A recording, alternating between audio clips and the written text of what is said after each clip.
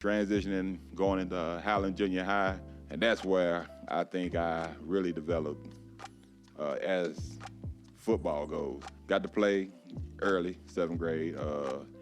Went in, it was a dog fight getting the position those days because everybody was good. Coach Howell and Coach Summers were the coaches. They had a great run as far as sports went during our years and everything else. I actually wish Highland Junior High was still there because there's some records on there that got erased because it turned to a high school.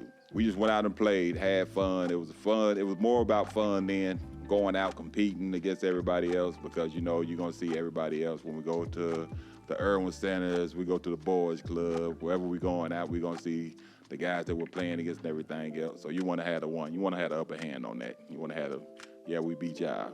You wanna have that. You got to have that actually, especially if a couple of girls sitting around.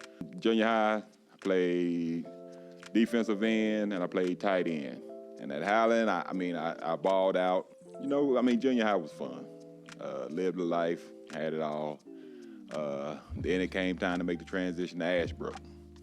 And during this time, I would leave for the summer to go stay with my dad, wherever he was. He was in the Army, he was in the service, so we'd go spend time with him. And I didn't get to see him that much, so I was happy, okay, we're gonna get to go to Louisiana. Went to Louisiana to see my dad during the summer.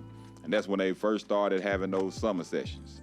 You had to show up for summer, you had to be there for a certain amount of time before you could play football. I was gone up until that Sunday where school started.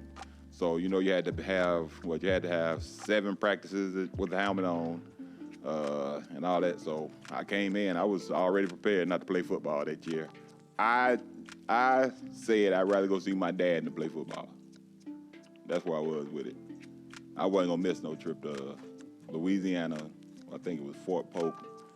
I was given a warning before I went to stay with my dad. Well, Sean, you can't do that. I'm going to see my dad. And Coach Dixon came and grabbed me out of one of my classes. Said, Sean, do you want to play? And I'm like, well, I can't play. I'm not going out there sitting on the bench. After conversations, Coach D talked me into it. Might have been the best decision I ever did in my life.